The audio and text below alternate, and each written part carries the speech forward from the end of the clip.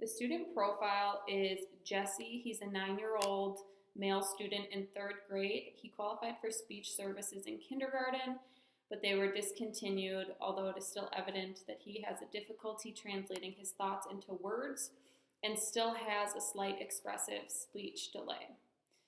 So Jesse has difficulty translating thoughts into words, so the purpose is that he would benefit from determining the main idea by using sequenced details from the text. The standard that I chose is R.2, and it is to recount stories including fables, folktales, and myths from diverse cultures to determine the central message, lesson, or moral, and explain how it is conveyed through key details in the text. The first assessment that I'm going to use is Dibble's Retail Fluency Assessment. This assessment measures comprehension or the ability to extract meaning from a text. This assessment will also prompt the students to retell information in details from the text that they just read. Retail fluency is included to provide a brief measure with an explicit score that corresponds directly to the comprehension core component. For my second assessment, I'm going to use CBM Comp, or Curriculum-Based Measurement for Reading Comprehension. This assessment assesses the details and coherence recalled and retold by a student immediately after reading. This test promotes more authentic student reading with comprehension during CBM reading administrations and provides highly efficient data on reading comprehension. So I'm going to read you the story, The Rainbow Fish by Marcus Meister. A long way out in the deep blue sea, there lived a fish. Not just an ordinary fish, but the most beautiful fish in the entire ocean. His scales were every shade of blue and green and purple, with sparkling silver scales among them. The other fish were amazed at his beauty. They called him Rainbow Fish. "Come on, Rainbow Fish," they would call. "Come and play with us." But the Rainbow Fish would just glide past, proud and silent, letting his scales shimmer. One day, a little bluefish followed after him. "Rainbow Fish," he called, "wait for me. Please give me one of your shiny scales. They are so wonderful, and you have so many."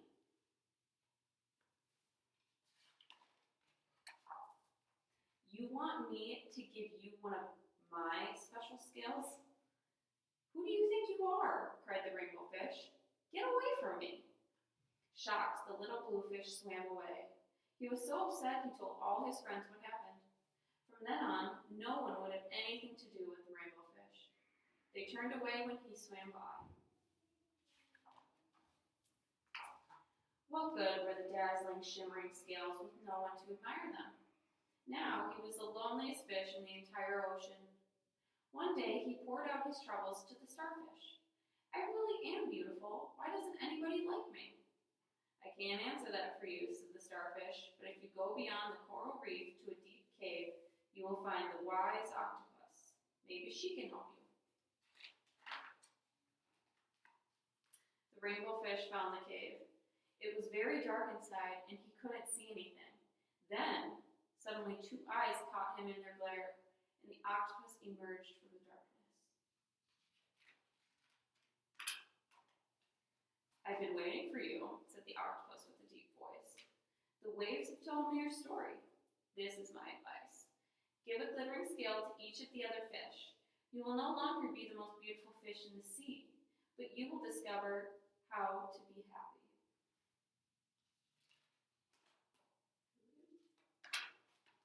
"I can't," the Rainbow Fish started to say, but the octopus had already disappeared into a dark cloud of ink. "Give away my scales? My beautiful shining scales? Never. How could I ever be happy without them?" Suddenly, he felt the light touch of a fin. The little bluefish was back. "Rainbow Fish, please don't be angry. I just want one little scale." The Rainbow Fish wavered. "Only one, very, very small, shimmery scale," he thought. "Maybe I wouldn't miss just one."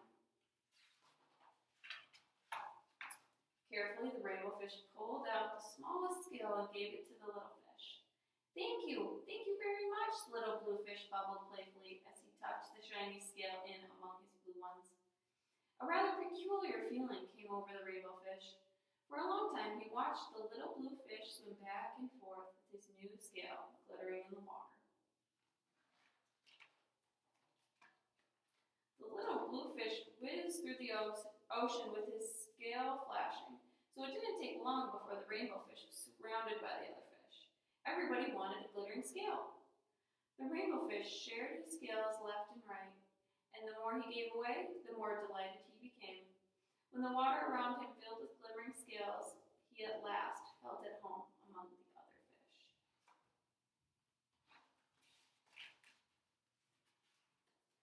Finally, the rainbow fish had only one shining scale left. His most prized possessions had been given away, yet he was very happy. "Come on, rainbow fish," they called. "Come and play with us." "Here I come," said the rainbow fish, and happy as a splash, he swam off to join his friends. The end. So after reading The Rainbow Fish with my student, she is going to use the pictures and drag them in the correct sequence that they go in based on the details in the story. So I will have you do that now. First he has all of his scales. And this one. And then he's sad. And then this one. And then the one with the octopus. And then this one. And then I think he's giving the scales. And then he makes all of his friends. So the purpose of this activity was to determine if the student can recall information and then match the pictures in the story in the correct sequential order. So my student did all of the pictures in the correct order that they happened in the story. So for my second activity, ideally I would read the book, The Three Little Pigs, but since I don't have the book, I'm going to use a YouTube video to go through kind of the sequential details in the story. So I'm starting it midway through just because it's a long video, but I will have her watch part of it. Little pig, let me come in. No, said the pig, not by the hair on my chinny chin chin. Then I'll huff and I'll puff and I'll blow your house in, said the wolf. And he huffed and he puffed and he blew the straw house right over. The pig had to run as fast as his legs would carry him to the second little pig's stick home. The next day, the wolf walked farther down the road. He came upon the stick house. He knocked on the door and said, little pig, let me come in." "No," said the second little pig, "not by the hair on my chinny chin chin." "Then I'll huff and I'll puff and I'll blow your house in," said the wolf. And he huffed and he puffed and he blew that stick house over. The two little pigs had to run as fast as their legs would carry them to the third little pig's brick home. So after we've watched/read the story, the student is going to get something like this, where they get to first color, and then they are going to, you can start coloring now, and then they are going to put them in order based on how they go, and it's going to go inside of this pig, so it makes a pig accordion with the details in sequential order.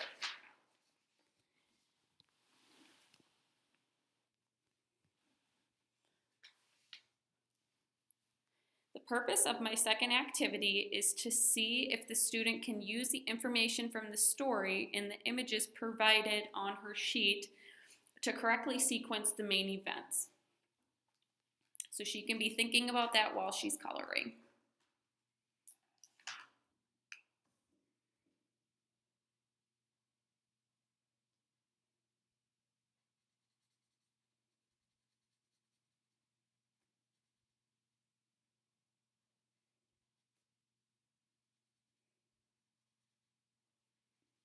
So here is the final project.